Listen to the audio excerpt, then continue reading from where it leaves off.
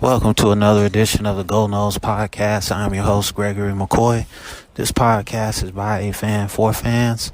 I am not a journalist. I am not a reporter. I am not an insider. I do not work for a website. The majority of my content comes from me and my opinion. Other information comes from the internet. Excuse me. No segments for this episode, just more Florida State football stuff. Before we get into the Florida State stuff, my 49ers get a big win, man. Just tremendous. The Rams, all that talent on their team, and they get beat by a quote-unquote inferior team. And that defense is just tremendous, man. I can't even put into words how good that defensive line is.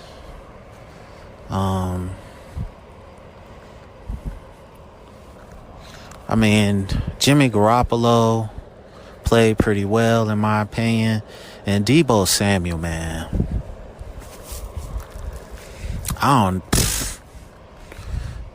Where was this dude at in South Carolina, man? Why he didn't play like that against Clemson? Or maybe South Carolina just wasn't using him right. But that dude is like maybe the best combination of wide receiver running back I've ever seen since I've been watching football. I've been watching football for 40 years now. That just tell you how old I am. It's crazy. But I just, Niners fan, Noles fan, Miami Heat fan. And, I just got to throw that stuff in there from time to time. But getting into the Florida State stuff, man.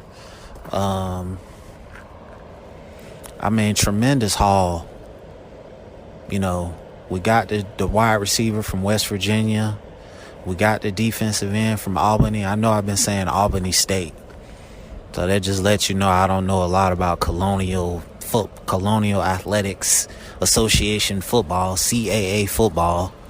I don't even know a lot about this guy, but just the fact that Florida State is pursuing him must mean something. Tennessee was pursuing him, and we got him. The Oregon wide receiver, the Illinois wide receiver. We've rebuilt the receiving core, revamped the receiving core. So, I expect big things, man. Okay, and like I said last week,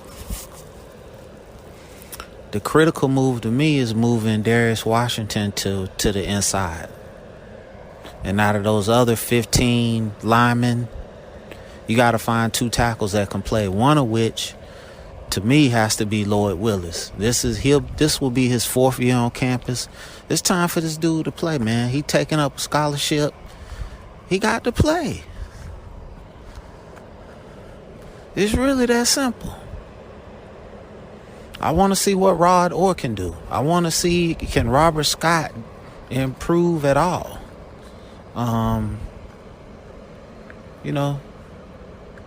We got a long way to go. Can Jordan Travis continue to, elevate? Or is A.J. Duffy the guy? So I would just love for this team to... Oh, and I forgot. We got the linebacker from UCF. So just give this staff some credit, man. Just tremendous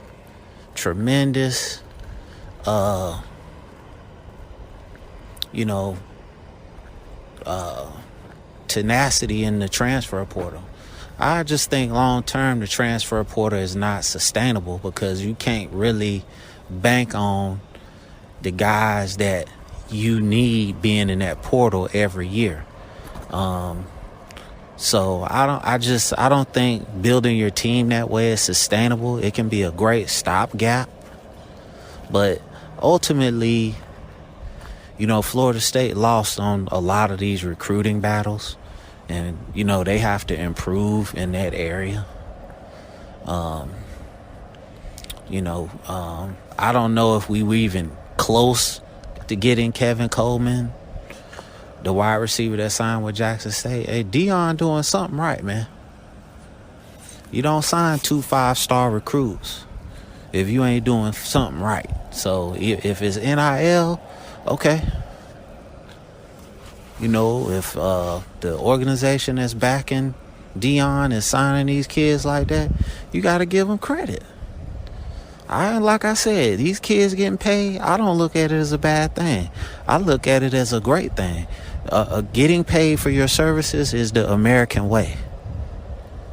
Getting paid for your talents and what you can do in whatever field, as long as it's legal, I'm all for it. So, what does Florida State need to do? Florida State need to find some kind of company, corporation, billionaire investor that loves Florida State football, that's willing to put money on the table for these recruits.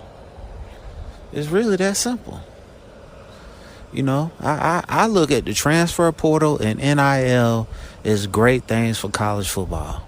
And when some of these bigger programs that's been dormant for years and years and years, USC, Miami, once Texas, once they get their feet under them, I think hopefully it can stop the SEC bullshit. I know Texas is going to the SEC, and I think that's just that was a stupid move for Texas and Oklahoma, because you're not coming out of there. You seen what Texas A&M had to do. They had to spend $30 million to get all those guys. If they're willing to do that, more power to them. But you see what you have to do to compete in the SEC. It's not a walk in the park. So, for me, I just want to. Florida State will never be able to compete with that. First of all, if you're gonna do transfer portal every year, that's cool. But I don't think it's the right way to build a team. But who am I? I'm just a fan. I think recruiting from high school is the way to build your team long term. But when you can get, a center from Wisconsin, a linebacker from UCF, when you can get these key guys, to help you in important spots, I think it's definitely a great move. The two moves on offense to me, can Jordan Travis continue to improve, and will they move Darius Washington to the inside? I think if you do that, I think you got a pretty good chance of winning 7-8 games. Okay, getting the linebacker from UCF, getting the defensive end from Albany was critical, and you got that. I think you stacked that DB.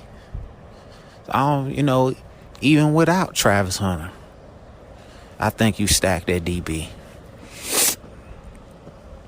So I just look for, I say 7-5.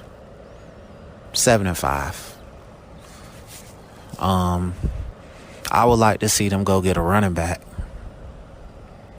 I would like to see them go get a bruiser, because we really don't have one. That's it. And Camp McDonald, a guy that I've always liked. When they use him, he actually makes plays. So, he's got to get some more touches. I think you're going to have improved special teams. Hopefully our kicker can improve. Grotehouse is gone, so I guess it's Fitzgerald now. The Mastromano, he's a pretty good punter. So I don't know. 5-7, that's right around what I predicted, 6-6. But next year, I think with all the pieces that you've added, I think you can get 7 wins. I read the scouting report on Jermaine Johnson. I mean, he's not getting any love, man. Struggles against bigger offensive linemen. I seen that in a couple of games. I'm not gonna lie, but for the most part, he dominated, man. I mean, just a tremendous talent. And he was only a 3-star coming out of high school. That's crazy. That just tells you how fickle recruiting is. You know, you just miss on a guy. I watched Last Chance U, and he was a beast on there, man. But when he went to Georgia, that was the wrong move. I just felt like that was the wrong move for him. I'm not saying obviously when he transferred to Florida State, that was a tremendous move for him. Like I said, I want my 49ers to get him. If he a second or third rounder, I want my 49ers to get him.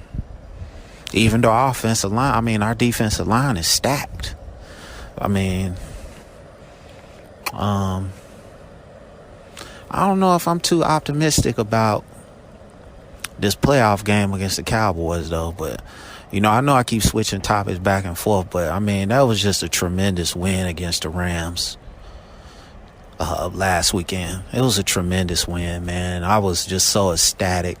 The Rams was up 17-0. I thought it was over.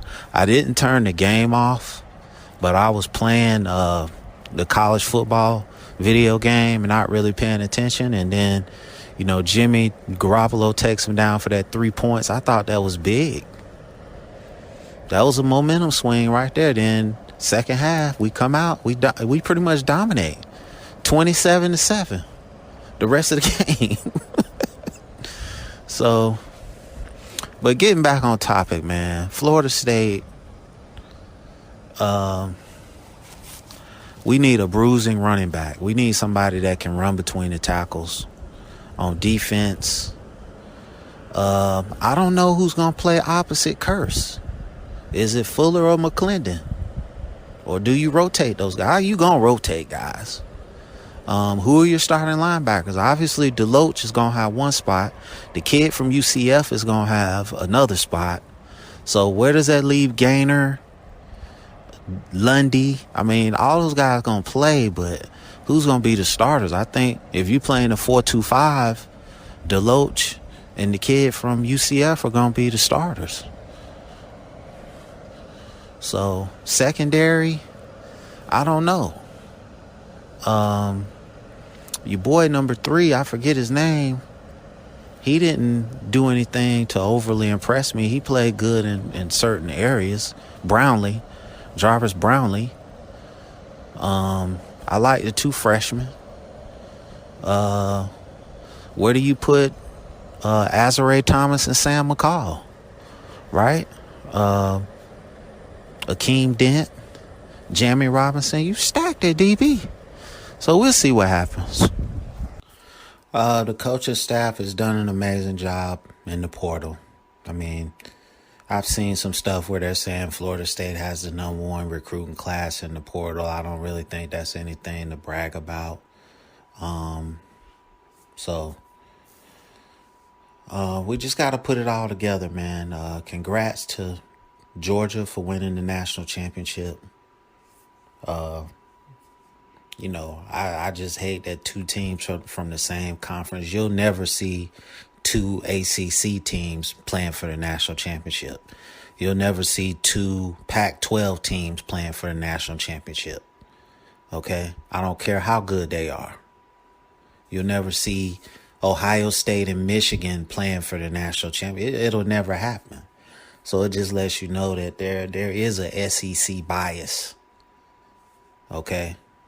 So Georgia is a great team. I don't take anything away from them. Great program. Same thing for Alabama. I'm not saying that they don't deserve to be there, but I just feel like if you don't win your conference championship, you shouldn't be playing for a national championship. And that's just my opinion. So, and if my team, Florida State, was in that situation, I would say the same thing. They don't deserve to be there with no hesitation. But it is what it is, man. Odell Higgins, Ron Dugans, their contracts come up for renewal at the end of the month or whatever it is. I don't know. I hope they retain them. I think they're pretty good coaches. So we'll see. I mean, especially Odell Higgins. I think he's one of the best defensive line coaches in the country. So we'll see what happens with that. Like I said earlier, I would like to see them add another running back. I seen something where some fans were talking about Sanders from Alabama. I don't think we'll get him, but it would be nice to have him. So hopefully they can find a guy that can run between the tackles. I mean, that's pretty much it for this episode. I can't really think of anything else. I mean, so thank you for listening. I appreciate your support. Podcast is available on all podcast platforms. It's also on YouTube. Thank you for listening. The last couple of episodes have done pretty well. And thank you for your support. As always, go Noles, be safe, and NFL playoffs this weekend. Hope your team wins, except if you're a Cowboys fan. Go Noles.